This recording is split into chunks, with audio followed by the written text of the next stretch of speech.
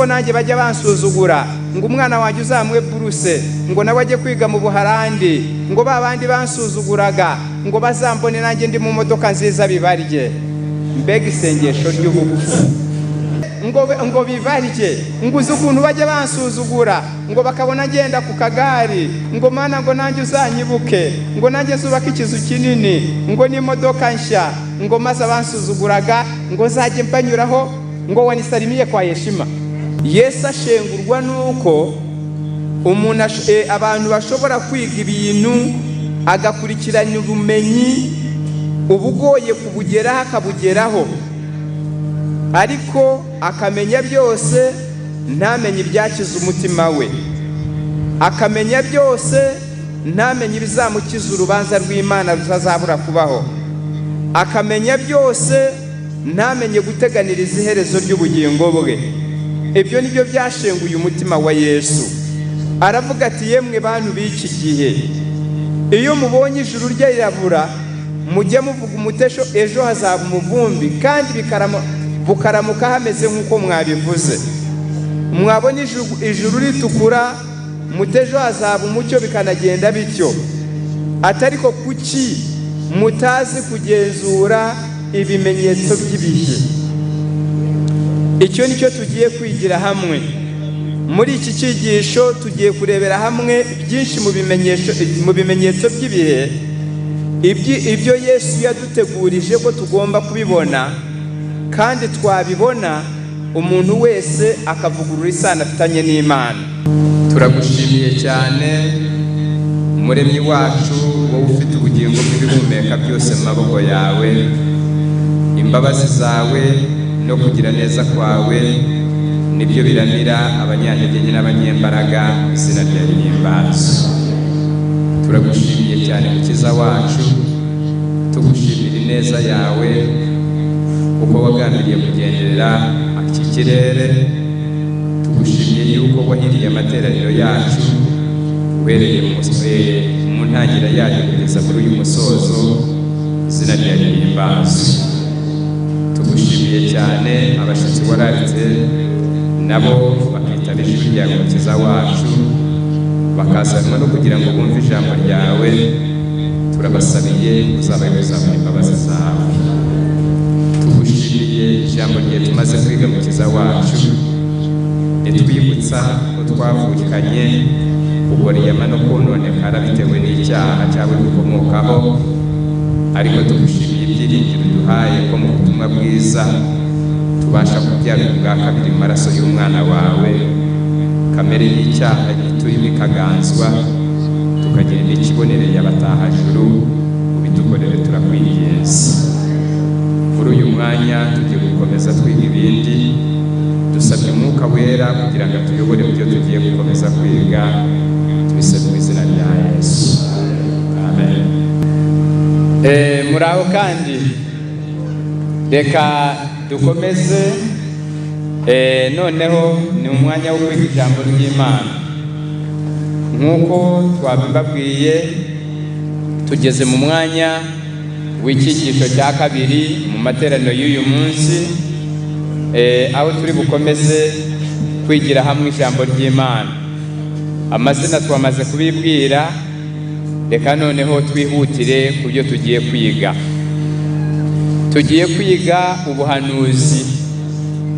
Ubuhanuzi bwo muri Bibiliya burimo imigabane itandukanye, ariko uyu munsi turashaka kwerekeza gusa ku buhanuzi bwerekeza buduhamiriza kwegereza ku gihe cy'urubanza rw'Imana, kwegereza ku gihe cy'iherezo.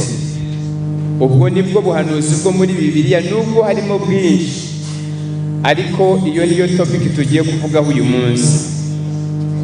Mu gitabo cya Matayo ibice 16 umurongo wa 2 n'uwa 3, Yesu yagaye abo mu gihe cye, abagayira kutamenya igihe ibyahanuwe birimo gusohora.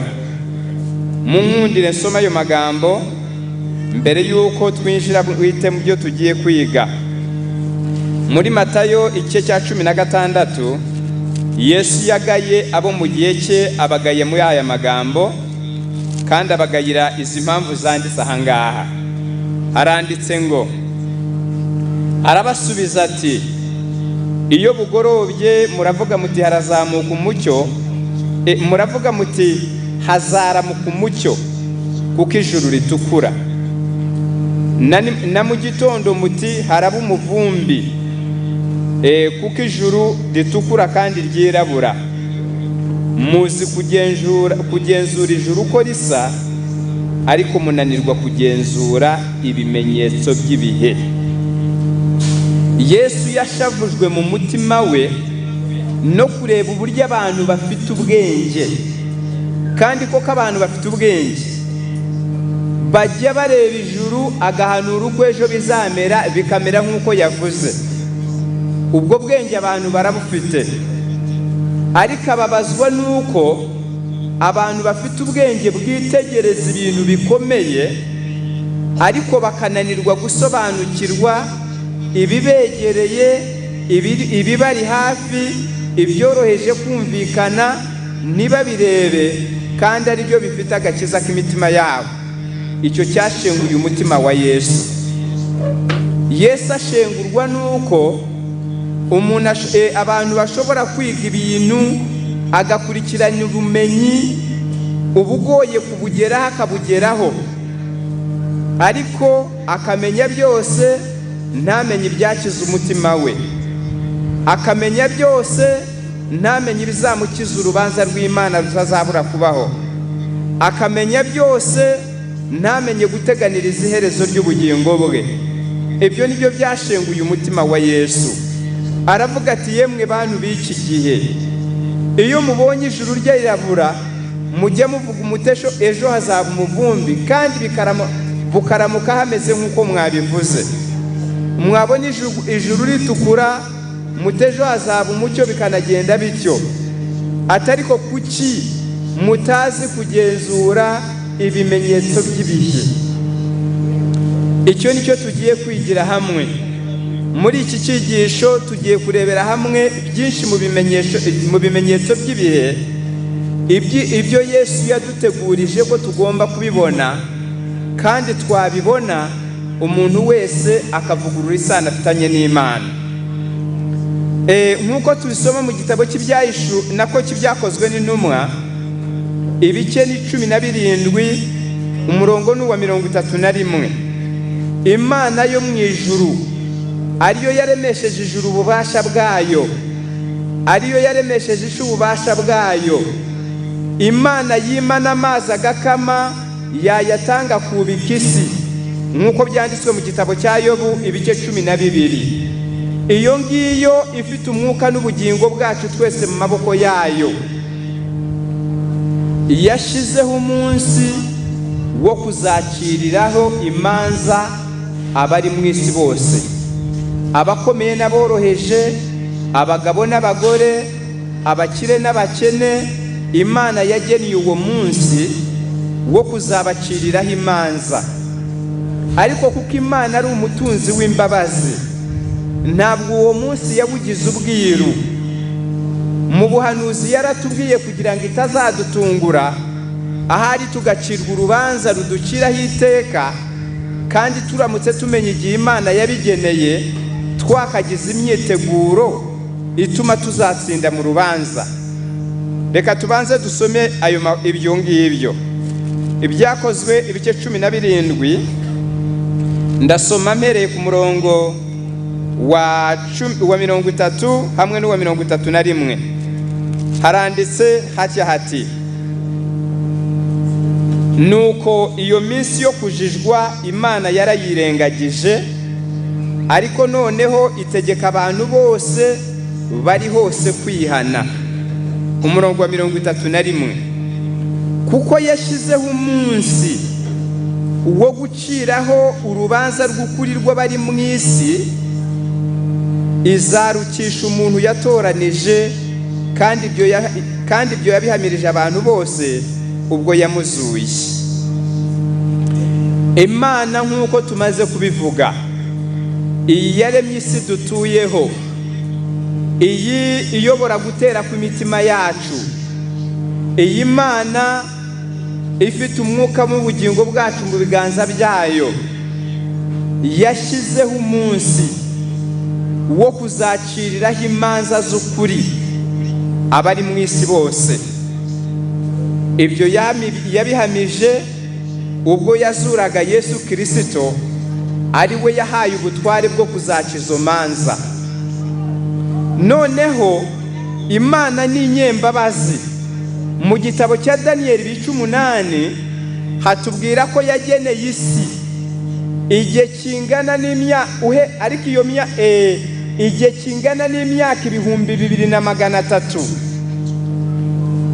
ariko icyo gihe kibarwa uhereye mu minsi ya Daniyeli, ngo kibe igihe cyo cy'abari mu isi guhendahenderwamo ngo biyuzurizemo n'Imana. Muri icyo gihe abari mu isi baburirwe aho icyaha kizabaroha. Muri icyo gihe abari mu isi bahamirizwe uburyo Imana yifuza kubakiza, n'uburyo Imana itarajwe ishinga no guhora inzigo ku bicumuro byabo, ahubwo Imana irajwe ishinga no kubakiza ibyo bicumuro n'ibyaha bibatandukanya nayo. Maze muri icyo gihe cyo kwiyuzurizwamo n'Imana, abari mu isi babwirizwa ubutumwa bwiza. Noneho nyuma y'icyo gihe cya gihanuzi imanza zibeho. Nibyo, reka ibi tubisome mu gitabo cy'umuhanuzi Daniyeli ibice 8, ndasoma umurongo wa 13 n'uwa 14. Aya magambo adufashe kumva iby'Imana yagennye. Daniyeli igice cya 8, ngaho mubumbure Bibiliya dusomere hamwe. Daniyeli 8, reka dusome duhera umurongo wa 13 ndetse n'umurongo wa 14. Haranditse hati: nyuma numva uwera avuga, maze undi wera abaza uwo wavugaga ati, ibyo byerekanywe by'igitambo gihoraho n'igicumuro kinyagisha bizageza ryari ubwo ubuturo bwera n'izo ngabo zo mu ijuru bizasiribangwa? Umurongo wa 14 aransubiza ati, bizageza iminsi 2300 uko bukeye bukira, nyuma ubuturo bwera bubone kwezwa.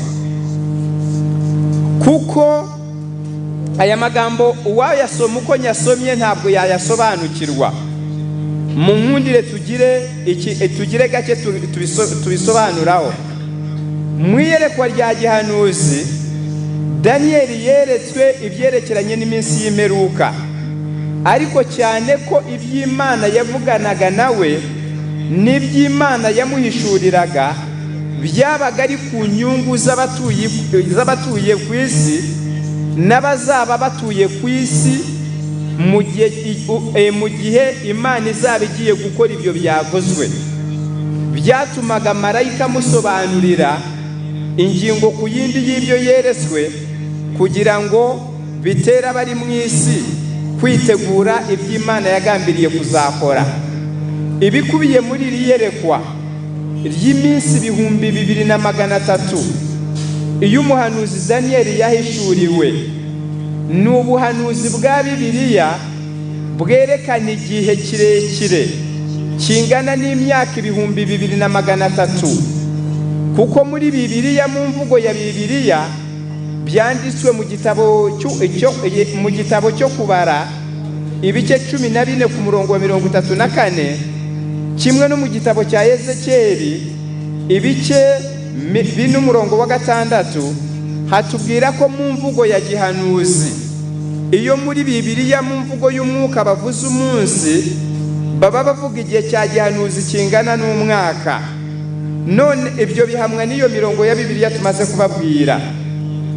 Mu iyerekwa rya gihanuzi, ubwo Daniyeli yerekwaga iminsi 2300 yagombaga kuzarangira, yarangira hakaboneka icyo marayika yise kwezwa k'ubuturo bwera. icyo cyitwa kwezwa k'ubuturo bwera cyari gisobanuye ngo ni ugutangira gucira bari mu isi urubanza nuko tugiye kubisobanura. Icyo gihe gitangira ryari kandi kikarangira ryari, kugira ngo tumenye yuko koko kuko iherezo ritakiri kure nk'uko byahoze. Ibyanditswe biratubwira ngo ba Daniyeli bagiye berekwa ibyo beretswe, ariko marayika akabarema agatima akabahumuriza akababwira ati iryo yereka ubonye ni iry'igihe gishize kera, kugira ngo atitiranye ibivuzwe n'ibyo mu gihe cye. Ariko noneho twebwe abo muri icyo gihe cyari gishize kera icyo gihe, ariko ubu kikaba gisohoye. Ibyanditswe biratubwira ngo noneho twebwe ibi umuhanuzi yavuze tugomba kubifata nk'ibitwegereye. Ndagira ngo nsome amagambo make muri iki gitabo cy'umwuka w'ubuhanuzi kidufashe kumva ibyo, maze tubone kubasobanurira iby'icyo gihe cy'urubanza Imana yashizeho uko kitwegereye, kugira ngo buri wese bimurememo kugambirira kwiyuzuza n'Imana bikitwa uyu munsi. Ndasoma ni igitabo cyitwa Ibihamya umuzingo wa 6 ku rupapuro rwa 406. harimo aya magambo agira ati igitabo cy'ibihamya by'itorero umuzingo ni wa 6, urupapuro rwa 406. ndasoma paragrafu ya 2 n'iya 3. harimo aya nako ndasoma paragrafu ya 3 n'iya 4. haranditswemo aya magambo: The battle of Armageddon is soon to be fought. He on whose vesture is written the name King of Kings and the Lord of Lords is soon to lead forth the armies of heaven. Vuba cyane intambara ya Armagedoni ivugwa mu Byahishuwe 12 nako 16 igiye kuba. Wa wundi ufite ku kibero cye izina ryanditswe ngo umwami w'abami n'umutwaro utwara abatware agiye kuyobora ingabo zo mu ijuru. Iryo yerekwa ryanditswe mu Byahishuwe 19. aho nifuza ko mwumva naha: It cannot be now said by the Lord's servants as it was by the prophet Daniel, the time appointed was long. Kuri ubu ntabwo abagaragu b'Imana bakwiriye kuvuga nk'uko umuhanuzi Daniel yavuze ngo ibyategetswe n'iby'igihe gishize kera. Oya, kuri Daniel yari afite ubwo burenganzira. Ibyo yerekwaga koko byari ibyo kuzasohora mu gihe gishize kera, ariko kuri ubu ibyanditswe biratubwira ngo it cannot now be said by God's servants that as it was said by the prophet Daniel, that time appointed was long. Kuri ubu ntabwo ariko bikwiriye kuba. Ibyo abahanuzi babonaga bikiri kure mu gihe cyabo, kuri ubu twebwe biratwegereye. It is now but a short time till the witnesses for God who have done their work in preparing the way for the Lord. Vuba cyane ubu abagaragu b'Imana bagiye kurangiza umurimo Imana yabatumye wo gutegurira inzira umwami w'abamugiye kugaruka ku isi. Noneho murumva yuko ibyo abahanuzi Daniel bavugaga ko ari iby'igihe gishize kera, kuri ubu twebwe bitwegereye cyane. Muri iki cyigisho turaza gutinda ku kubahimirizwa n'ibimenyetso byatanzwe n'ijuru byo kuduhamirizwa yuko ibyo abahanuzi bavuze ari iby'ukuri kandi ko turiho mu gihe cyo gusohora kwacyo.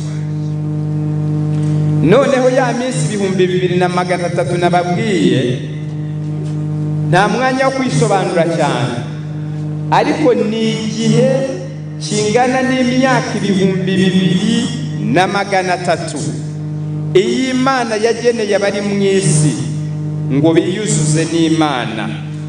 Muri icyo gihe abatuye mu isi babwirizwa ubutumwa bwiza. Muri icyo gihe abari mu isi bahendahenderwe kwiyuzuza n'Imana.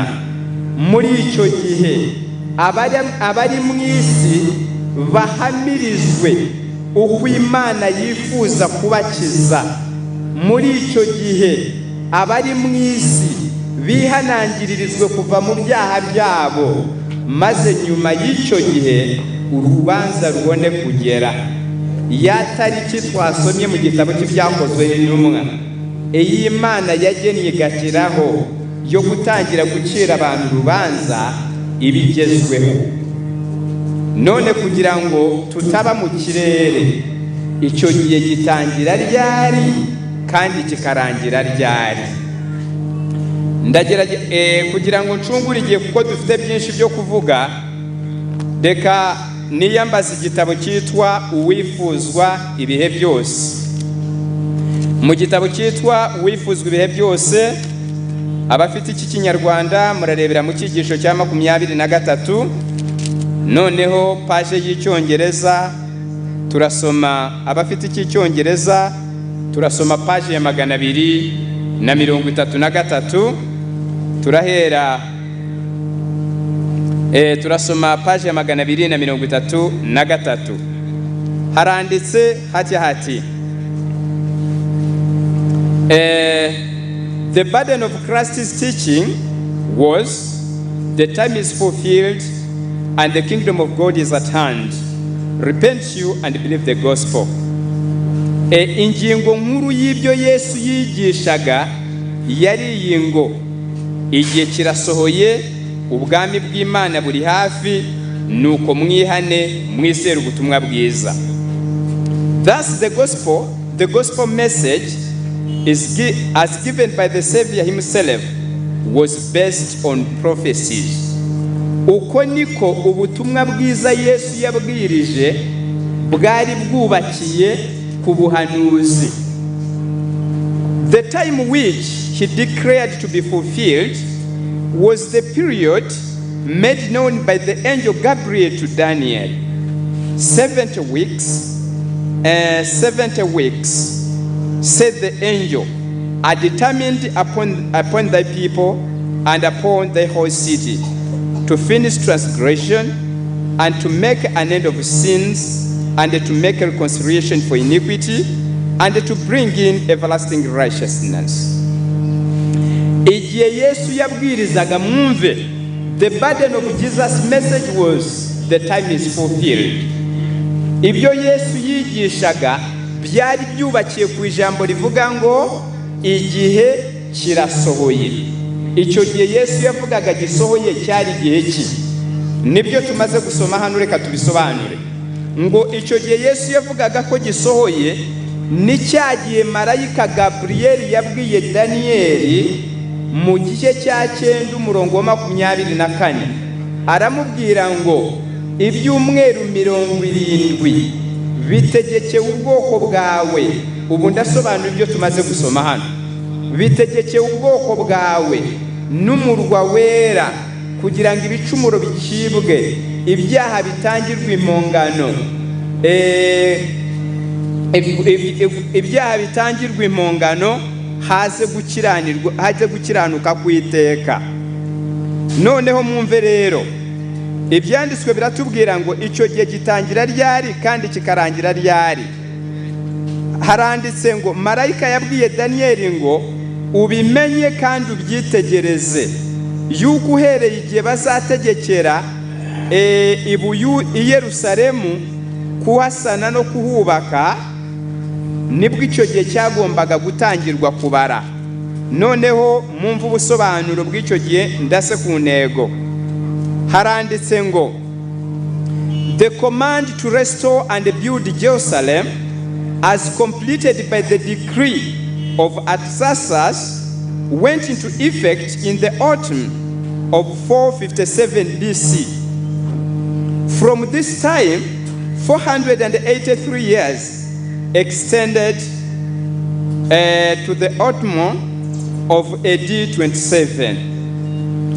Icyo gihe cya gihanuzi nk'uko marayika Gabriel yari yarabibwiye umuhanuzi Daniel, cyagombaga gutangira uhereye igihe bazatangira itegeko ryo kubaka i Yerusalemu bayisana. Ngo ibyo byabaye mu mwaka wa 457 mbere y'ivuka rya Yesu, nibwo uyu mwami Atakisasi, umwami w'Abaperesi, yategetse yuko i Yerusalemu byari byarategetswe na Kuro wamubanjirije, ariko byashyizwe mu bikorwa muri uwo mwaka. Uhereye icyo gihe ibyo bita ibyumweru 70 bya gihanuzi, ari wo mugabane wa mbere ugizwe n'imyaka 490, wari ugenewe ishyanga ry'Abayuda kugira ngo biyuzuze n'Imana, bitegure kwakira Yesu. Mwibuke cya gihe cyangana n'imyaka 2300 cyari kirimo imigabane ibiri. Umugabane wa mbere wa gihanuzi, mwihangane mwumve neza nubwo aya magambo ya gihanuzi ashobora kubagura kuyumva.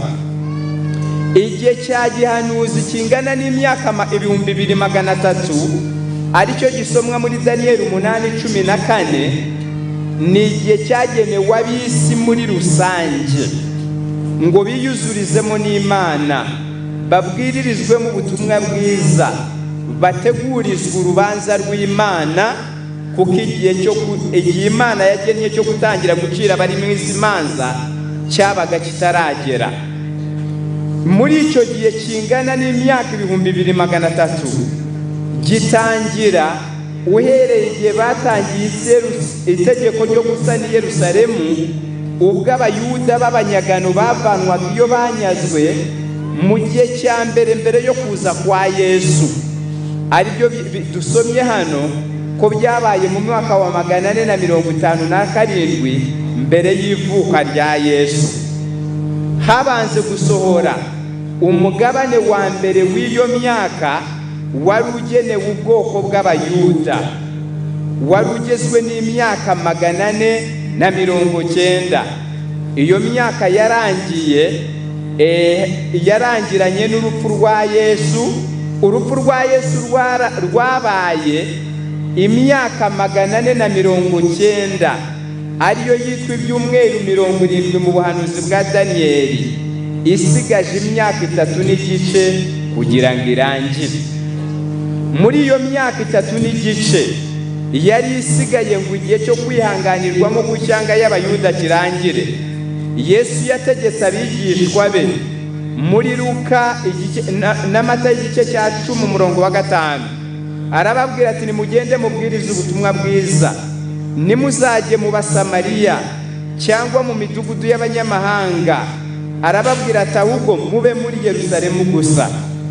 Iyo myaka yarangiye mu mwaka wa 34 nyuma ya Yesu, nibwo Abayuda binangiye imitima, banze ubutumwa bwiza, bicisha Sefa n'amabuye. Imbabazi z'Imana zibikuburaho. Zimaze kubikuburaho, ubwo agakiza kari kageze mu banyamahanga. Mwibuke ngo kuva muri 457 mbere y'ivuka rya Yesu kugeza muri 34 ubwo Stefano yaterwaga amabuye.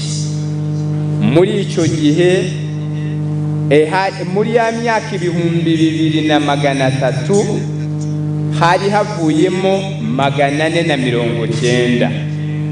Ubwo muri bya 2300 hari hasigayemo 1810. Icyo nicyo gihe isi yagombaga kubwiririzwamo ubutumwa bwiza. Nyuma yaho urubanza rugatangira. Birumvikana. Ubwo rero ubaze kuva muri 34 nyuma y'ivuka rya Yesu, ya myaka 1810 yari isigaye kuri bya 2300, irangira mu mwaka w'1844. Ejo bundi mu kinyejana cya 19. Icyo nicyo gihe abantu bagombaga gutangirwa gucirwa imanza zihereye mu bapfuye zikazageza no mu bariho. Ndumva ayo magambo tumaze kuyasobanukirwa. Noneho reka turebe.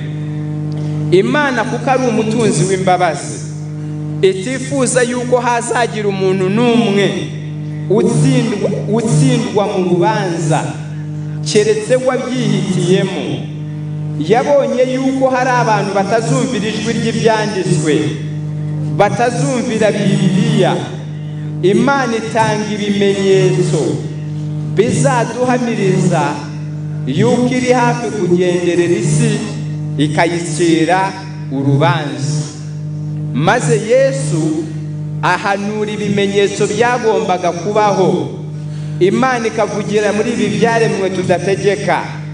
Imana ikavugira mu bibaho ku isi kugira ngo bikangure ubwenge bw'abagabo n'abagore, bikangure imitima y'abakomeye n'aboroheje, bishishikarize bose gukenera kwiyuzuza n'Imana, kuko ibyo bimenyetso bihamya yuko Imana iri hafi kugenderera isi.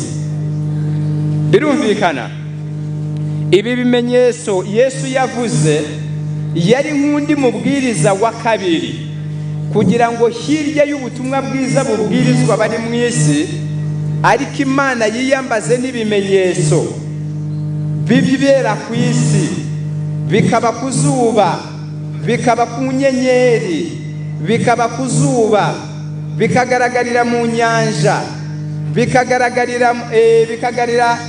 bikagaragarira ku butaka, kugira ngo ibyo byose bihwitura abantu, bibahamiriza ngo bya bindi abahanuzi bavuze mu byanditswe, bibahamiriza ngo bya bindi ababwiriza babwiririza noneho bigiye gusohora. Imana ibihamishije kwigaragaza kw'imbaraga zayo zigaragarira mu byaremwe. Ngaho reka turebe iby'ibyo bimenyetso. Luka, ibyo bimenyetso nimugire ngo byapfuye kuza aimlessly, mu buryo butafite intego. Ibi bimenyetso mubona n'undi mubwiriza Imana iba yiyambaje, kugira ngo hirya y'ubutumwa bubwiririzwa ku byuma nk'uko, hirya y'ubutumwa bubwirizwa n'iby'abahanuzi bavuze, nibura n'uwananiwe kumva ijwi ry'ibyanditswe, na wa wundi wasuzuguye ijwi ry'ababwiriza, na wa wundi utagize amahirwe yo guhura n'umubwiriza, nabona ibimenyetso ku zuba, akabona ibimenyetso mu nyanja, akabona ibimenyetso ku butaka, akabona ibimenyetso ku kwezi, nibura bimutere kumenya ngo Imana yahanitse ijuru mu kirere ikaryibambisha yonyine, nta wundi ugifashije, hari ikindi kigiye gukora. Ibyo bituma umuntu uturiye iyi si yibaza icyo akwiriye gukora, kugira ngo umunsi Imana yayigendereye izasange yariyujuje nawe. Mwabyumvise noneho? Noneho tugiye gusoma Luka igice cya 21 umurongo wa 25. Umurongo wa 25. Ndasoma aya magambo. Haranditswe Luka 21 umurongo wa 25. Haranditse hatya hati: kandi hazaba ibimenyetso ku zuba no ku kwezi no ku nyenyeri, kandi no hasi amahanga azaba barabumirwe bumvise inyanja n'umuraba bihorera. Abantu bazagushwa igihumura n'ubwoba no kwibwira ibyenda kubaho, kuko imbaraga zo mu ijuru zizanyeganyega. Ubwo nibwo bazabona ikimenyetso cy'umwana w'umuntu aje ku bicu byo mu ijuru, afite imbaraga n'ubwiza bwinshi. 28.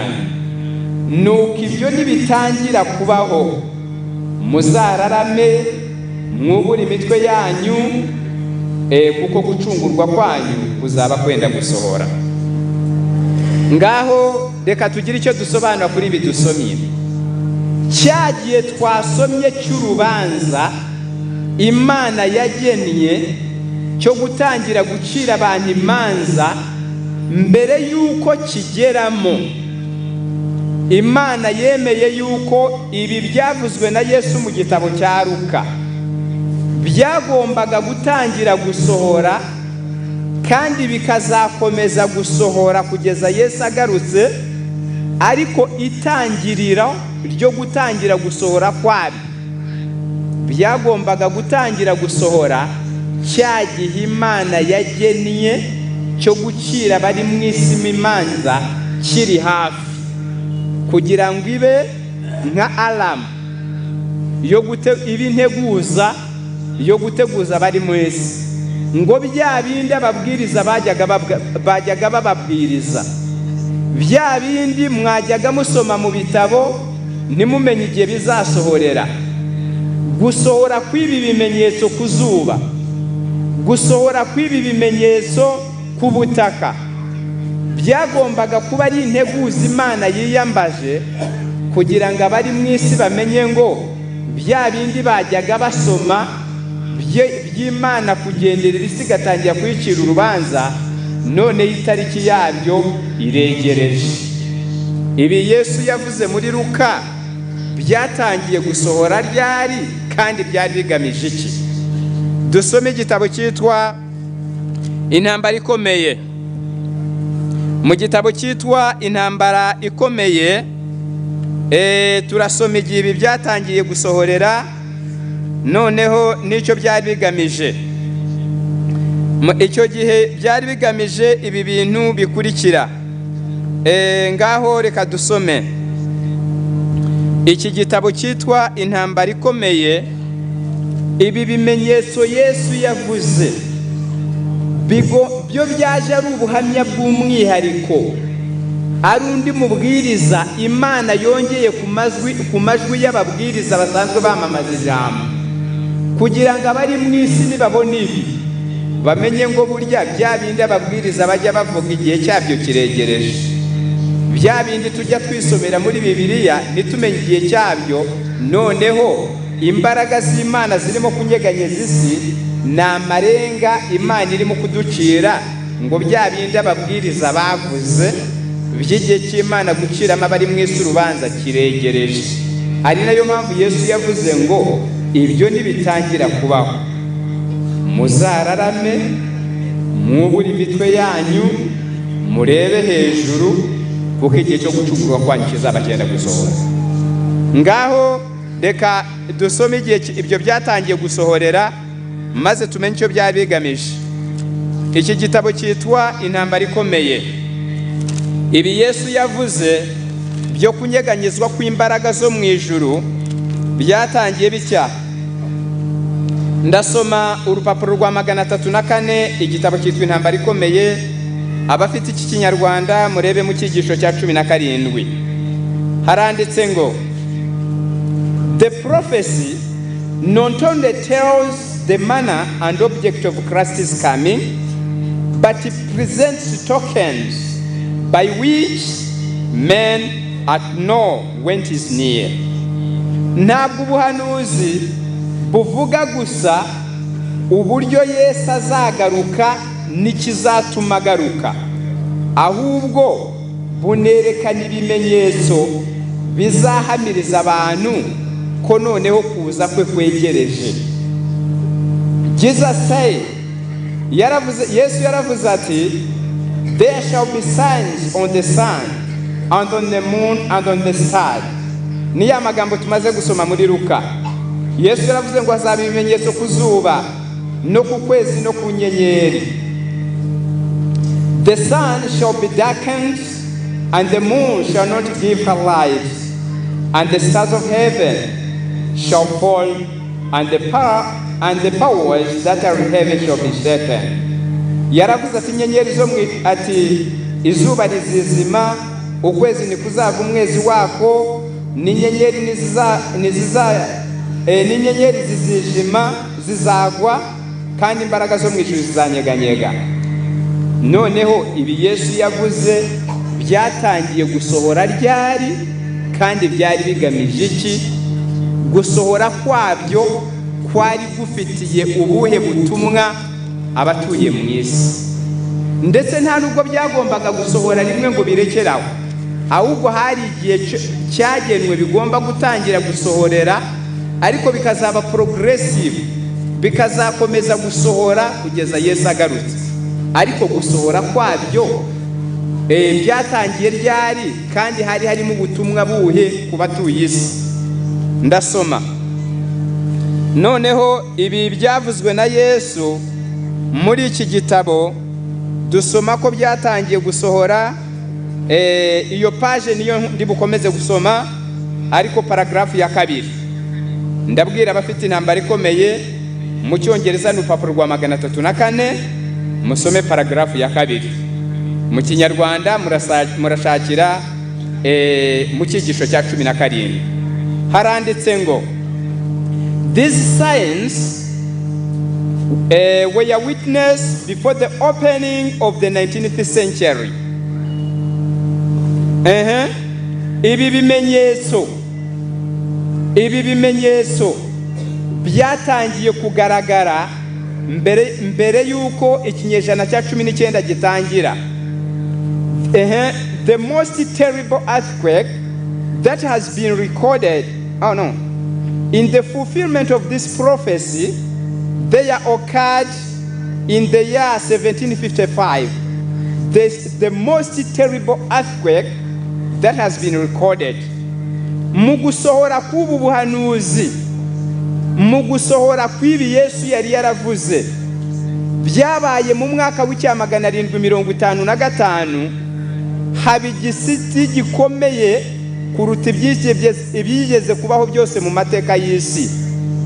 Though commonly known as the earthquake of Lisbon, it extended to the greater part of Europe, Africa and America. Nubwo iki gishitsi cyabaye muri uyu mwaka w'igihumbi 1755 cyitiriwe Lisbon, ariko ntabwo cyagarukiye Lisbon gusa nubwo ariho cyitiriwe, ngo ahubwo cyageze ku mugabane munini wose w'Uburayi, kigera muri Afrika, kigera no muri Amerika. Ubwo nibwo ibi bimenyetso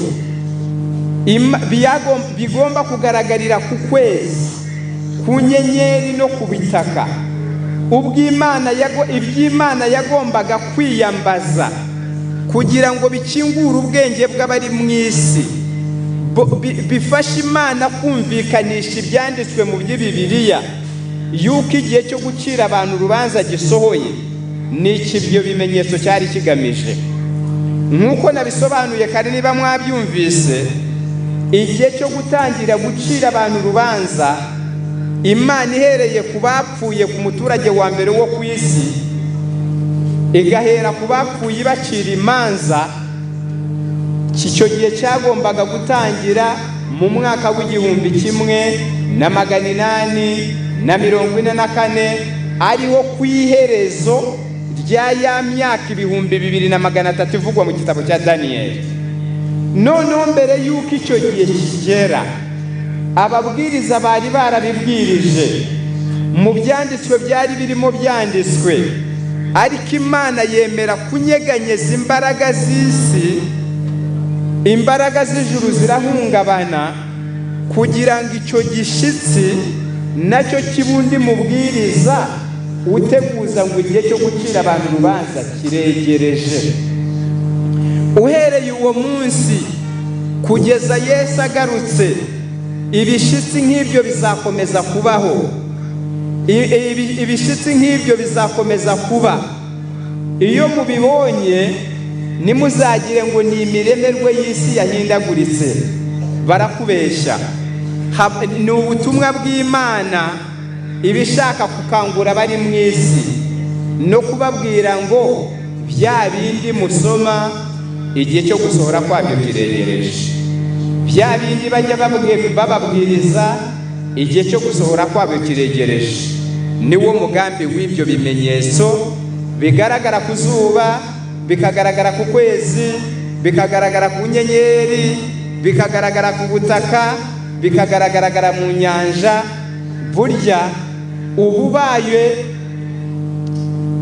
igipfamatwi iyo mwumvise inkuru z'ibibiza birimo kubaho, ukumva inkubi z'umuyaga muri Indonesia, ukumva imitingito muri Turukiya, ukumva ibihumbi by'abicwa n'imitingito muri Syria, ukumva inkubi z'umuyaga hirya no hino ku isi, wowe ukicara ugakomeza gutekereza uko watekerezaga, ugakomeza kubaho uko wabagaho, ntugire icyo ukora ngo wiyuzuze n'Imana itegeka ibyo ngo bibeho, uburi indangare. Nibyo ibi Yesu yavugiye mu gitabo cya Luka, ibyanditswe biratubwira ngo byatangiye gusohora mu mwaka w'755. ubwo kwari nko kubwira bari ku isi ngo 844 kiri hafi, kwari ukubwira bari mu isi ngo wa munsi Imana yagennye izatangira gucira haba imanza bari mu isi kiregereje, none abantu bose biyuzuze n'Imana. Ndakomeza nsome, sibyo gusa byabaye, usibye icyo igishitsi cy'isi hari harahanuwe ko n'ukwezi kuzijima. Paje ya 305 cya gitabo 306 paragrafu ya mbere cya gitabo Intambara Ikomeye. 25 years later appeared the next sign mentioned in the prophecy. Hashize imyaka 25 icyo gishitsi cya Lisbon kimaze kuba, Imana yasoje ikindi kimenyetso cyari cyaravuzwe mu buhanuzi, the darkening of the sun and moon, kwijima kwizuba n'ukwezi. Byabaye ryari? Haranditse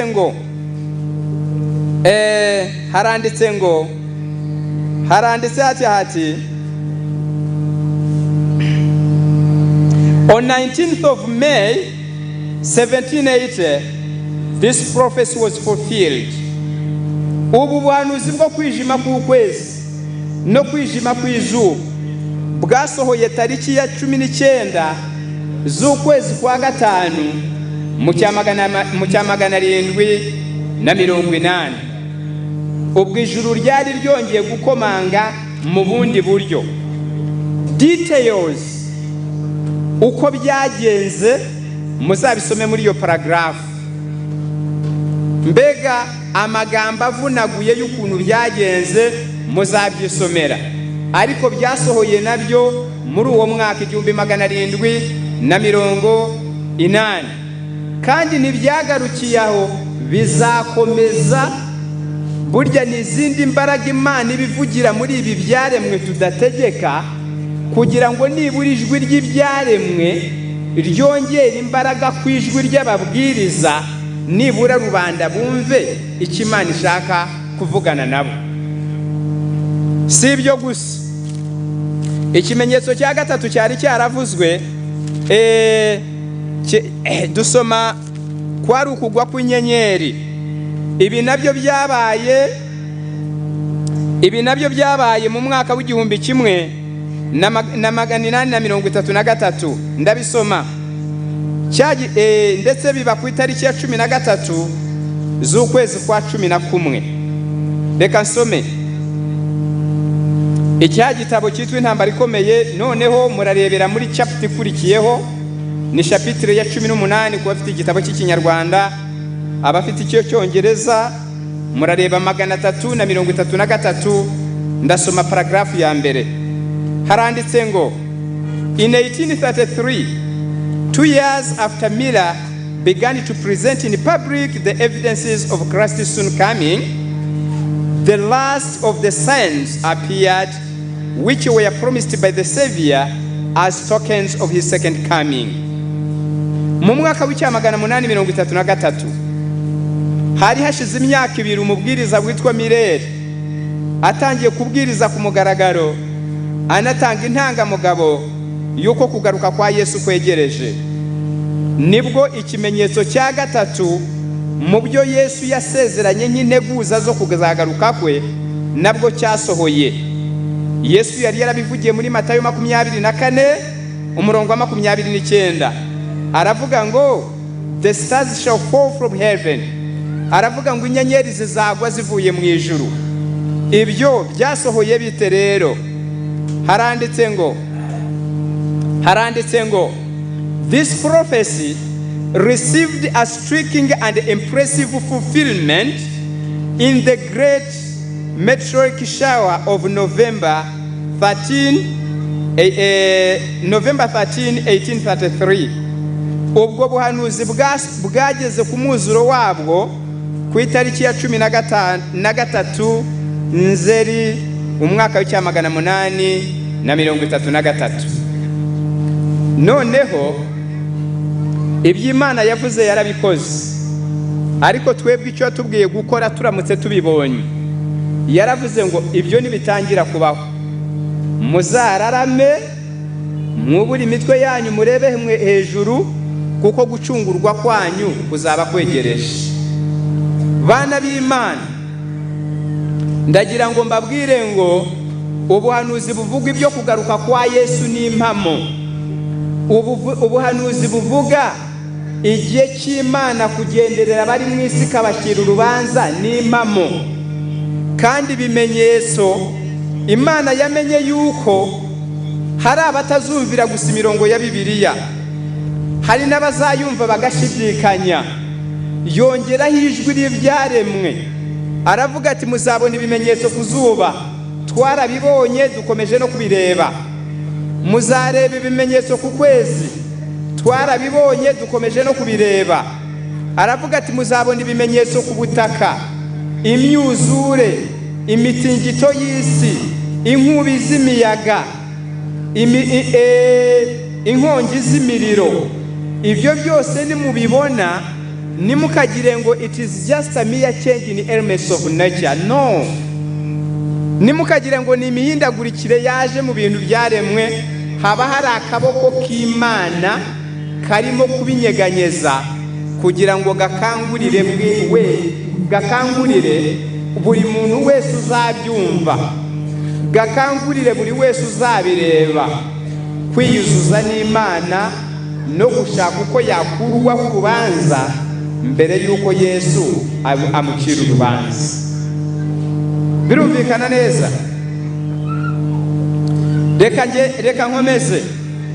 Ibi bimenyetso ntabwo byagombaga kugaragarira, ntabwo ibi bimenyetso biduhamiriza yuko Yesu agiye kuza, ntabwo byagombaga kugaragarira mu byaremwe gusa, ahubwo Imana yapanze inzira enye aho ibimenyetso by'imperuka bigomba kugaragarira. Twabibona twebwe tukiyuzuza n'Imana. Ikimenyetso cya mbere ni iyi mihindagurikire n'irijwi ry'Imana rinyuriye mu nkongi z'imiriro yaduka ku isi, imanuka ku butaka no mu nyanja, inkubi z'umuyaga zirimbura ubugingo n'imitungo y'abantu, imyuzure irimbura ubugingo n'imitungo y'abantu. Nuko ibimenyetso ku zuba n'ibimenyetso ku butaka. Ariko saho gusa ijwi ry'Imana riteguriza abantu yuko kugaruka kwa Yesu kuri hafi rivugira, ahubwo ibindi bimenyetso bigaragarira mu kononekara kuri muri rubanda. Ibyo bita moral decretion in society, gutakaza ubumuntu kw'abantu. Mbega uku kononekara kuri muri rubanda nako kuri ijwi ry'Imana rivuga ngo mwitegure, ndiho ari hafi kugenderera isi. Reka tubisome. Igitabo cy'umuhanuzi Mika.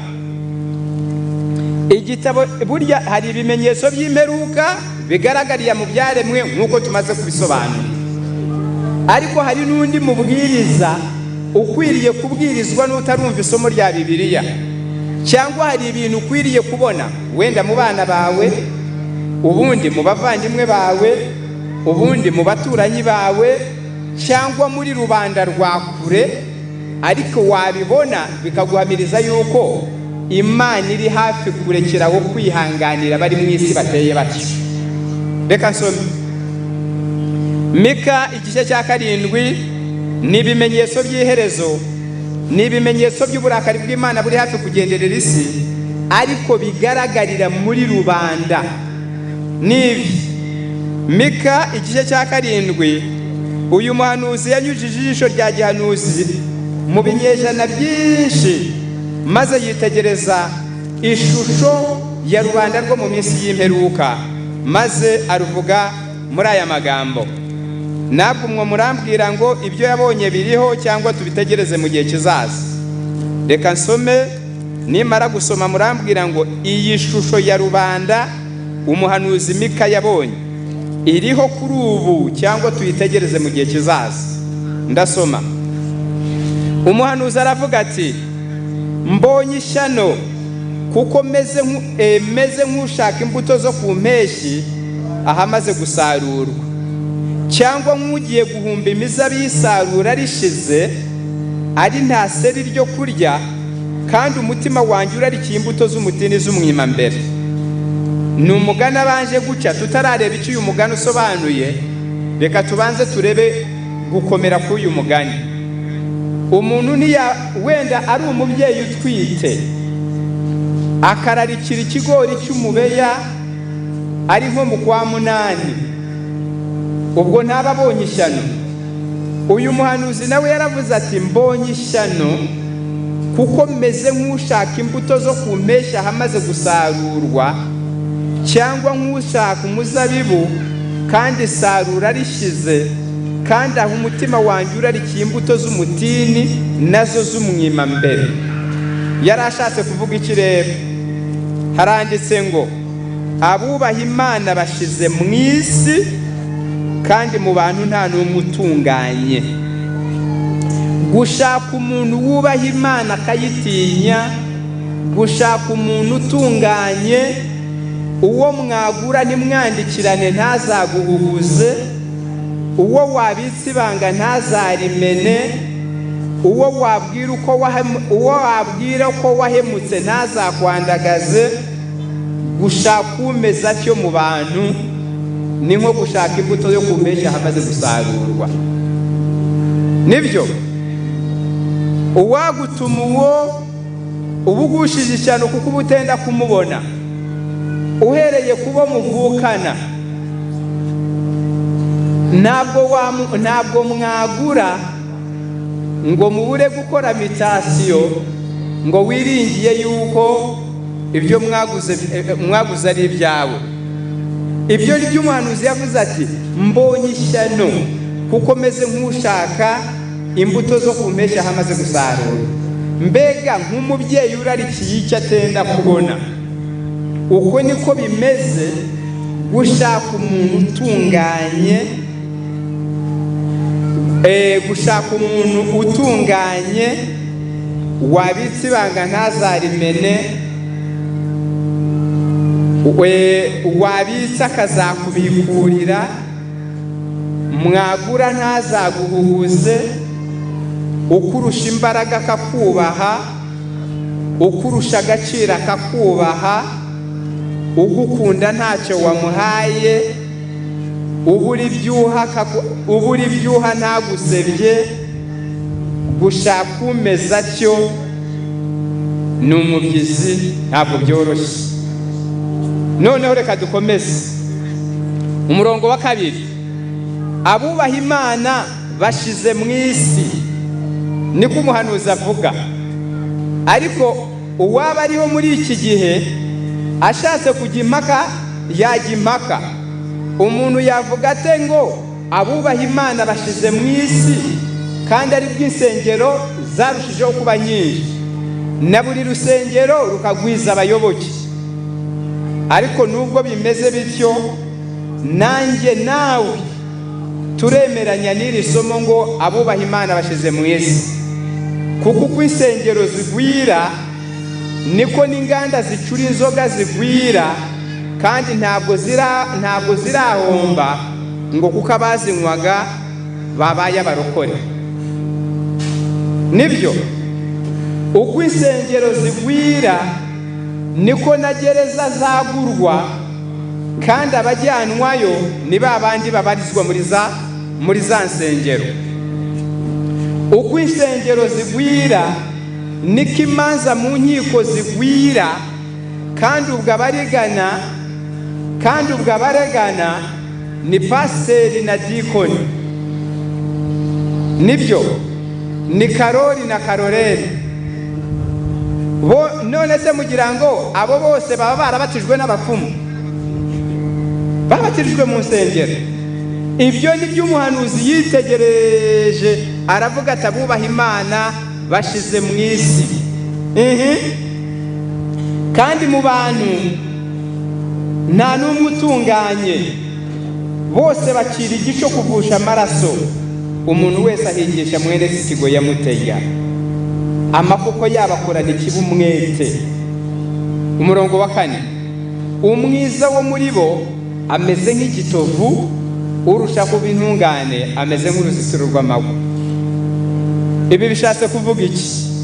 Umwiza wo mu bantu ameze nk'igitovu. Igitovu kubaza imiterere yacyo ni igiti ushaka kubaka ntabwo wakibonaho umuganda.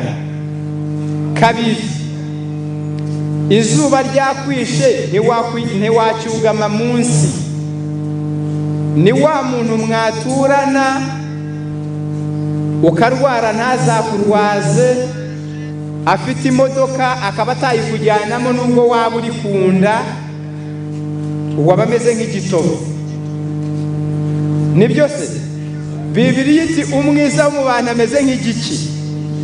Igitovu kuba kizi ntabwo wacyugama munsi nubwo izuba ryaba ryakwishe. Ushaka kubaka ntiwakibonaho umuganda. Niko rubanda rwo mu minsi y'imperuka rumeze, rubaho ntacyo rumariranye. Sosiyete meze nk'iyo nayo ni ikimenyetso cy'uko Imana itazakomeza kwihanganira inyoko muntu isibyo. Nibyo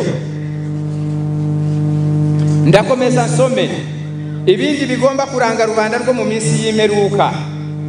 Turacyari muri ayo magambo, none tugeze ku murongo wa 5. Nimukizigire inshuti, nimukiringire inshuti y'amagara, ndetse n'umugore wawe mupfumbatana, n'umubumburira umunwa wawe ugira icyo umubwira. Kuko umuhungu akoze isoni, umukobwa agahagurukira nyina, umukazana agahagurukira nyirabukwe, abanzi b'umuntu nabo mu rugo rwe. Ibyo nimubibona nimukagira ngo ni ibisanzwe. Ibyo ni igicu cy'uburakari bw'Imana buhora inzigo, kiba kibudikiye isi. Ukibonye wese abasabwa kwiruka akagira aho yikinga. Ariyo mpamvu ubutumwa bwiza bubwirizwa. Aho umugore agambanira umugabo we, umugabo nawe akica umugore we. Ibyo Imana yabibonye imyaka ibihumbi twebwe tutaratangira kubibona no kubisoma mu binyamakuru. Ihanura yuko rubanda rwo mu minsi y'imperuka ari iyo shusho ruzaba rufite. None aba bahanuzi ko babibonaga bitariho, bakabibona bikiri kure, bikabatera ubwoba, bagateguza abari mu isi. Twebwe bigasohorera mu baturanyi bacu, rimwe na rimwe bigasohorera mu bavandimwe. Ukabibona ugakomeza ugatekana, ukabibona ntugire izindi ngamba zo kwiyegeranya n'Imana. Biba ari ibimenyetso yuko rubanda ruteye rutyo Imana itazakomeza kurwihanganira igihe kirekire.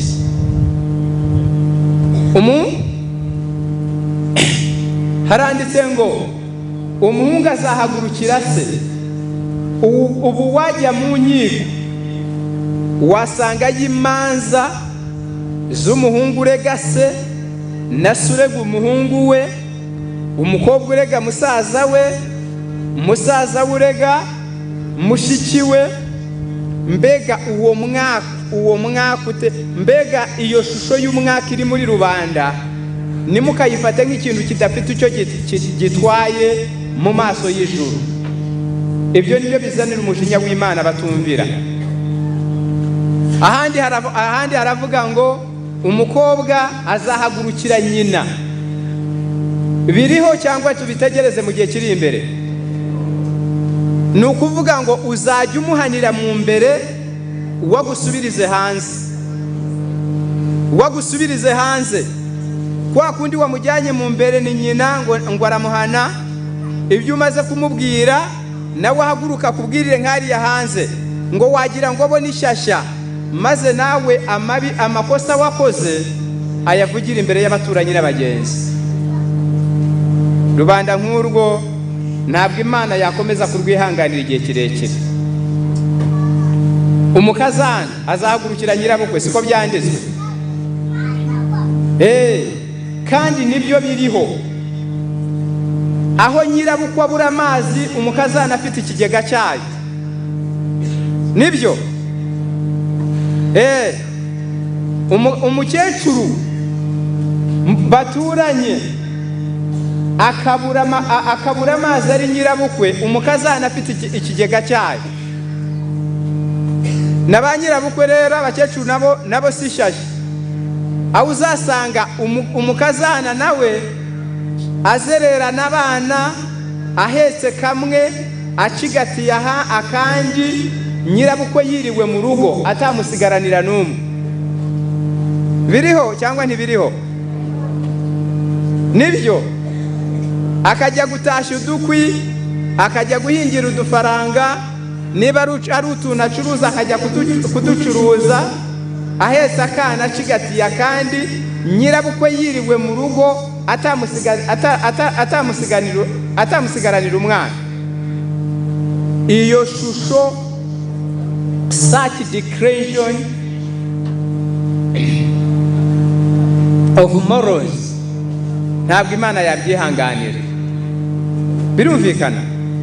Mbega uko gucuyuka k'ubumuntu mu bantu, nicyo cyitwa ni ugucuyuka k'ubumuntu mu bantu.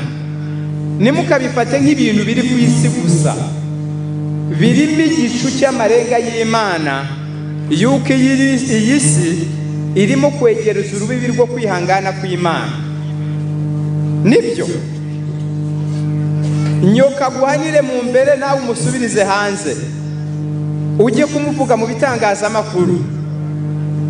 Harimo ibisazi rero byitwa izi mbuga nkoranyambaga, ugasanga ngo yatanze ikiganiro, agasoma nyina no mu cyumba cy'akahavuga.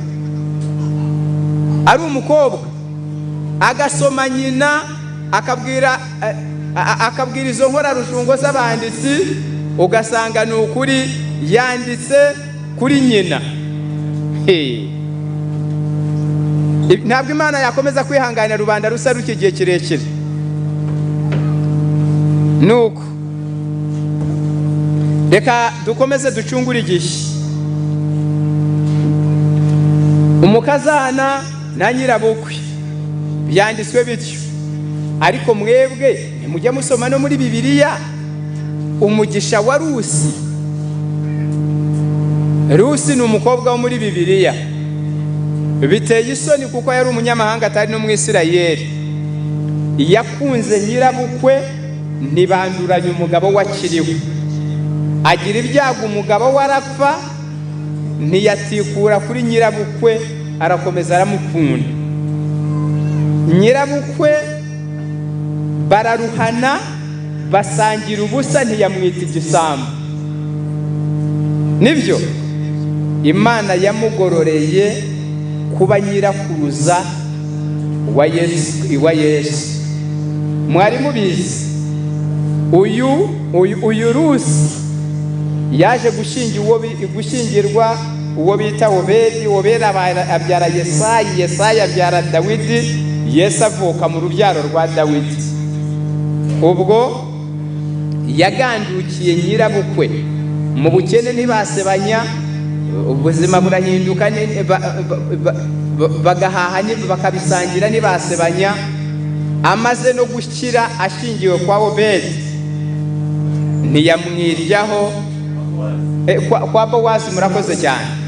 Amaze no gukira yashingiwe kwa Bowazi, nanone ntiyamwiryaho, izina rye ryandikiye ku rwibutso na bugingo n'ubu, nk'abo mubiganye mwabiki.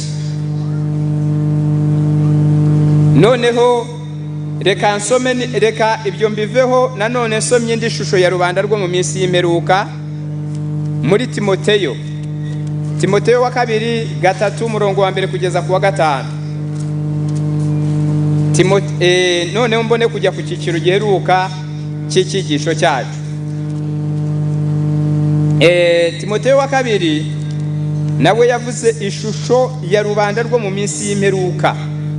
Ibi nabyo ni ibimenyetso bikwiriye gutuma buri wese atifuza kuba mu isi y'abasabatya, maze agategurira umutima we kwiyuzuza n'Imana, kugira ngo ubwo umwami wacu agiye kuza ku bicu byo mu ijuru, kugira ngo ahore inziga batumvira Imana, tuzasangwe twarabonye ubuhungiro mu mbabazi ze kubwo kwizera.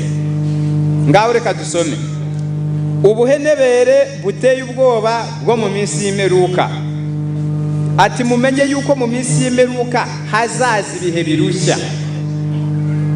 Ibihe birushya ntabwo bizaba bitewe n'uko izuba ryavuye uko ritavaga, oya, ahubwo kuko abantu bazaba bikunda, bakunda imiya, birarira, bibona, batukana, batumvira ababyeyi babo, indashima, batarabera. Iyi miterere niyo ituma ibihe byo mu minsi y'imperuka bibi birushya. Abantu bikunda, aho umuntu yikunda akimana nyina, aho umuntu yikunda ntiyifuze no guturana n'uwo bava inda imwe, aho umuntu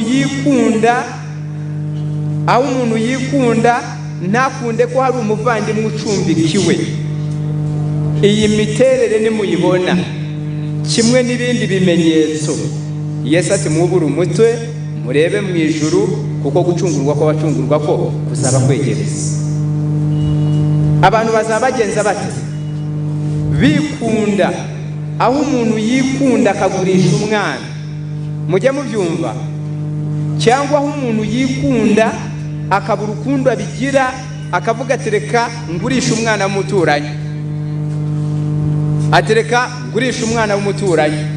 Ukumva ngo umukobwa ngo bamufashe ngo ariko kubambukana imipaka agiye kubagurisha, agiye kubagurisha. Uko ni ukwikunda. Ikindi kivugwa hano, bakunda imiya.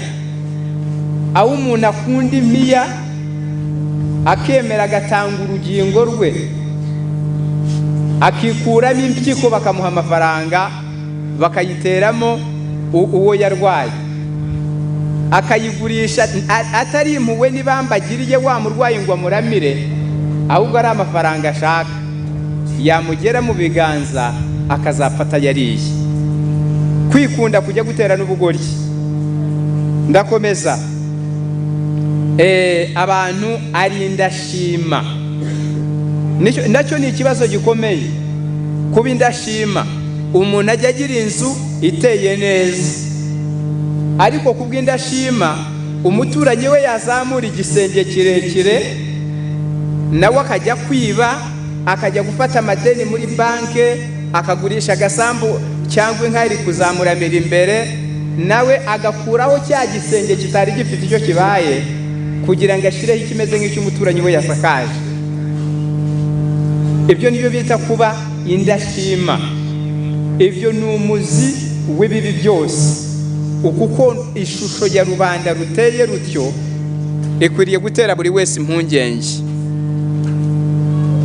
Noneho ibindi bimenyetso by'imperuka biragaragarira mu madini, mu makiyemu. Amadini nayo harimo inzira yo gusohora k'ubuhanuzi bw'iminsi y'imperuka. Matayo 24 umurongo wa 14 n'umurongo wa 11, Yesu yaravuze ngo abahanuzi benshi b'ibinyoma bazaduka bayobye benshi. Umuntu aba ari indangare iyo wayobotse idini ukaba upfa gusenga gusa ariko udafite unmistakable evidence yuko idini wayobotse ari iby'ukuri. Wowe ntujya utinya yuko wayobokana rimwe muri ayo menshi yahanuwe yuko azaduka. Usabwa kuba ufite ibimenyetso bidashidikanywaho biguhamiriza yuko uko wayobotse ariko nibyo. Ejo bundi kubumva ibinyamakuru, kubakurikirana amakuru, mwumvise amakuru y'uwo bita Paul Mackenzie. Uwo yagiye ni wahariya muri Kenya, n'ubu baracyataburura abo yayobeje. Yaragiye abesha abaturage ati murareba Yesu aratinze, sasa twiyirize ubusa twicwe n'inzara tumusanganire vuba. Barabyemera, ariko we ntiyafata iya mbere, ahubwo arababesha ati kuko ari jye mwungeri ni jye uzapfa nyuma. Bati sawa, bigabanyamo amakipe, baravuga bati duhere ku bana baba aribo babanza gutaha, niko babyitaga. Bava iwabo, abagabo batoroka abagore, abagore batoroka abagabo, abana batoroka iwabo. Baragenda babiyo mu ishyamba ryitwa Shakahora. Babiyo bahera ku bana babima ibyo kurya, barapfa bakabahamba. Ubwo bakabahamba baririmba bishimye ngo abo barataye. Hakajyaho ekipe ya kabiri ikiyiriza ubusa abandi bakirya. Sinzi ibyo bahereyeho bigabanyamo ayo makipe. Bagiye kubimenya, leta yagiye kumenya abantu barashize. Ibyo mvuga biriho n'uyu munsi, mwabikurikirana mwabibona. Abantu barenga 200 bapfa bazize kuyoboka nabi. Iyo mureba Imana yohereza ubutumwa nk'ubu bw'ubugorozi ku isi, mu byo tubwiriza tukerekanamo n'amakosa ari mu myizerere, burya ntabwo tuba ari ukwanduranya no kwiyenza ku bandi, ahubwo ni ukurinda rubanda ngo rutayoba kandi bikarugiraho ingaruka nk'izo. Tekereza, abantu barenga 200 bose barapfuye ntawe ubaroze, ahubwo barozwe n'inyigisho yababwiye ngo nibiyirize ubusa bange kurya bapfe vuba basange Yesu kuko yatinze kuza. Kwari nko kumuhima. Noneho si ibyo gusa, no mu buzima bundi bw'imyizerere, imyizerere irimo ikibazo. Muri Yohana 5:43 reka tuhavuge maze tuwashingire ibyo twenda kuvuga ku myizerere ya none. 5:43 igitabo cya Yohana, hariho ijambo buri wese usoma Bibiliya ushaka kujya mu ijuru, uyoboka Imana akwiriye gutinya. Niri Yohana 5:43 haranditswe ngo jye naje mu izina rya Data ntimwanyemera, ariko undi naza mu izina rye ubwe we muzamwemera. Ngo iki? Jye naje mu izina rya Data ntimwanyemera, ariko undi naza mu izina rye ubwe we muzamwemera. Ibi bishatse kuvuga iki? Nuko Satani mu ntego ye yo kuyobya abantu ngo arimbuze ubugingo bwabo batandukanye n'Imana, yagombaga guhimba imyizerere aho abantu bayoboka bakubahiriza ibyategetswe n'abantu aho kubahiriza ibyategetswe n'Imana. Kandi icyo ni ikibazo gikomeye. Naho umuntu waba uri mwiza mu mutima, naho waba uri umuyoboke, nako niyo waba uri umunyamico myiza mu mutima, ariko iyo uyobotse nabi, kwizera kwawe ukakubakira ku by'abantu bahimbye bitari byategetswe n'Imana, bikugiraho ingaruka imbere y'Imana. Ibyo muzabisoma mu gitabo cya Mariko ibice 7:7, ahanditswe ngo bansengera ubusa kuko inyigisho bigisha ari amategeko y'abantu. Igituma gusenga k'ububusa si uko basenze nyuma bagasinda, si uko basinze nyuma bagasambana, ahubwo bansengera ubusa kuko inyigisho bigisha ari amategeko y'abantu.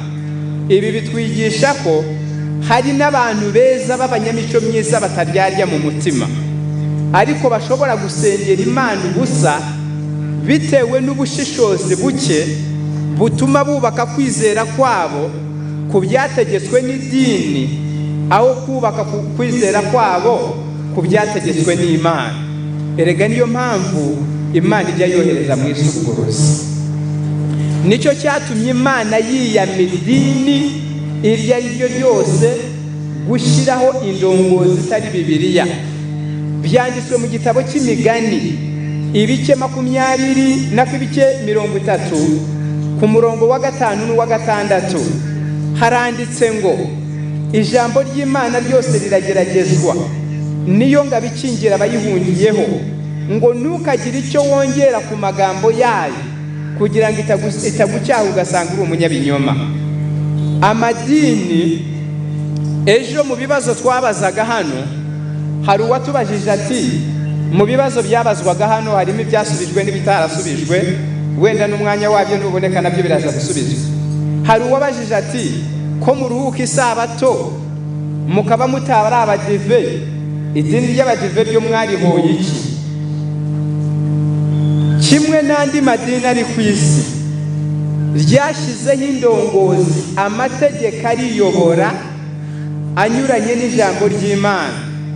Ayo mategeko usanga akubye mu gitabo cyitwa indongozi y'itorero. Iyo niyo mukeba wa Bibiliya yashyizwe mu itorero, ibuzanya ibyo Bibiliya yemera, ikemera ibyo Bibiliya ibuzanya. Imana yitwa Imana ifuha, ntabwo ijambo ryayo warishyiriraho mukeba ngo izongere kwemere nk'itorero. Ndagira ngo nsome amagambo y'Imana muri iki gitabo maze tugane ku musozo.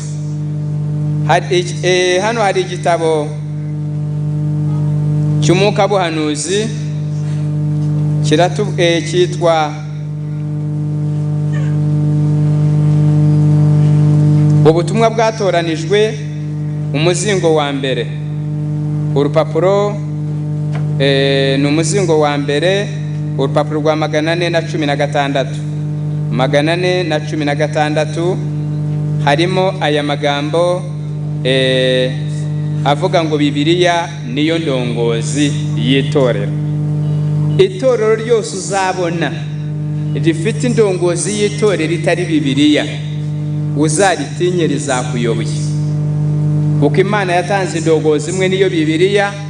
N'ibi bitabo by'umwuka buhanuzi bisobanura indongozi yahimbwe n'abantu ntabwo yemewe. Haranditse ngo when God's word is studied, comprehended and obeyed, a bright light will be reflected to the world.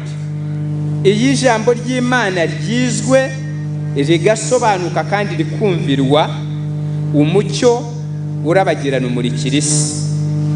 New truth received and acted upon will bind us in strong bonds to Jesus. Ukuri gushya umuntu aheshuriwe akakwakira kandi akakugenderamo kujya kurushaho gukomeza ingoyi zimuhambiriye kuri Kristo.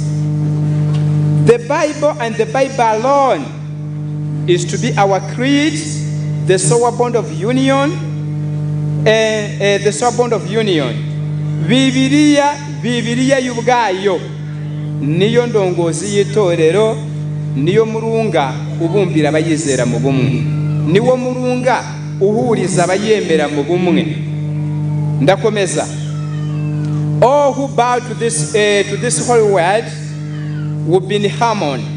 Abantu bose bagandukirira ijambo ryera bajya bagira ubumwe bagahuriza hamwe. Niyo mpamvu wabona imbaga nk'iyi y'abantu bizera ubutumwa bwiza, batagira umukuru ngo uyu nguyu ngo ni perezida wa uniyo, ngo uyu nguyu ni perezida wa association, ngo uyu ngo niwe representa regare w'itorero, ariko bitewe nuko ikibarimo ari kimwe bakizera kimwe, bashobora gukora nk'umuntu umwe, bakizera nk'umuntu umwe kubwo kwizera Bibiliya. Ibi dusomye hano, ushaka kumenya ukuri kwabyo wareba amateka y'abagorozi ko babayeho. Ndabisoma, reka nsubiremo iyi statement mbone kubyumva. Haranditse ngo the Bible and the Bible alone is to be our creed, the sole bond of union. All who bow to this holy word will be in harmony. Bibiliya niyo ndongozi y'itorero, niyo murungu uzirikira abayizeye mu bumwe, abayemera bose bahuriza mu bumwe, barakora bagashobokana, berekera hamwe bigakunda. Ariko iyo abantu bazirikishijwe andi mategeko atari Bibiliya kandi ari mu bintu byo kwizera, birabananira bagashwiragurika, bagacikagurika, bikabananira ntibagera aho berekera. Ko nanjye bajya bansuzugura ngo umwana wanjye uzamwe buruse, ngo nawe ajye kwiga mu Buholandi, ngo babandi bansuzuguraga ngo bazambone nanjye ndi mu modoka nziza bibarye. Mbega isengesho ry'ubupfu! Reka mbabaze, ayo masengesho abaho? Ngo bibarye, ngo uzi ukuntu bajya bansuzugura, ngo bakabona ngenda ku kagari, ngo mana ngo nanjye uzanyibuke, ngo nanjye zubaka ikizu kinini, ngo n'imodoka nshya, ngo maze abansuzuguraga ngo zajye mbanyuraho, ngo wanisalimiye kwa heshima. Niko Abaswahili bavuga. Ubwo ni ubuyobe. Noneho Imana y'imbabazi imenya yuko hari abantu bayo bayobeye nkawe, cyokora abo bafite imitima itunganye bishakira Imana, ariyo mpamvu babarya n'utwabo mu nsengero. Pastor akavuga ati abafite diploma bose babuze akazi, muzazizane buri wese yitwaje ituro ry'ibihumbi 20, akaza akazikoraho, agakuramo ya envelope y'ibihumbi 20, akakubwira ngo genda uzabona akazi ka miliyoni 2, ugategereza ukaza ugaheba. Aho niho benshi bakura no guhakana Imana. Nibyo niho benshi bakura no guhakana Imana. Abandi undi akamubwira ati abashaka abagabo, abashaka abagore. Reka mbabwire ubuyobe, ngira ngo Rabani yabitangira ubuhamya. Hariya muri Kenya hari umuhanuzi umwe yakoze ibintu, mujye mwitondera kuyoboka ibintu bidafatika. Yaragiye mu rusengero, yarigize umuhanuzi w'urusengero. None hakabamo umugabo umwe w'umukire, ariko afite umugore nyine batabanye neza. Hakaba n'undi mukene basengana, afite umugore w'umunyamico myiza. Uyu mukire aramwifuza kumva yamugira uwe. Arangije anyurira kuri wa muhanuzi, abwira we anyamugore ati umugabo wawe mwakoze ubukwe? Atoya ati twarishingiye. Ati warahemutse. Ati Imana inyeretse yuko uyu mugabo muri kumwe atari uwawe. Ati wowe warahubutse ujya kutari uwawe kandi uwawe yari inyuma. Maze amaze kubimwumvisa, wa mukira ajya gutereta sasa. None wa wundi naye kuko yizera wa muhanuzi, umuhanuzi aramubwira ati ati nuwo ni w'Imana yari yanyeretse. Ati uwo ni w'Imana yari yaragupangiye. Ati wowe urahubuka ujya kuri uriya. Byarangiye arushenye. Murabyumva neza? Byanditswe muri Yeremiya igice cya 26. Nako Yeremiya 23 muzasoma umurongo wa 16 mugeze ku murongo wa 25. Aya mayerekwa y'ibinyoma, aya mayerekwa atariyo, kukwereka ngo runaka arakurogera, ngo runaka niwe utuma iduka ryawe ritagurisha, ngo runaka niwe utuma abana bawe batsindwa mu ishuri, niwe mwarimu wabo. Abaheruka mu byumba by'amasengesho, ayo matiku murayazi ni hatuye kandi byose bikitirwa izina ry'Imana. Nibyo noneho Imana ibonye abantu bayo barenganye, iravuga ati rero reka nohereze ubutumwa bwiza bw'ubugorozi. Ubu butumwa bwiza bw'ubugorozi bufite intego yo gutuma umuntu akunda Imana kuruta idini. Bufite intego yo gutuma umuntu ayoborwa na Bibiliya apana kuyoborwa na pasitori. Bufite intego yo gutuma umuntu yubaha Imana nubwo byaba binyuranije n'amahame y'idini rye. Mbega idini ryawe rikakwemerera iyo Bibiliya ikubuza. Noneho intego yabwo nkuru ni Yohana 10:16. Yesu yaravuze ngo mfite n'izindi ntama zitari izo muri uru rugo, nazo nkwiriye kuzizana, kandi zizumva ijwi ryanjye, nazo zizaba umukumbi umwe, zigira umwungeri umwe. Imana iduhe kwakira ubutumwa bwiza bw'ubugorozi butugira ari Imana aho kuba bidini, mu izina rya Yesu.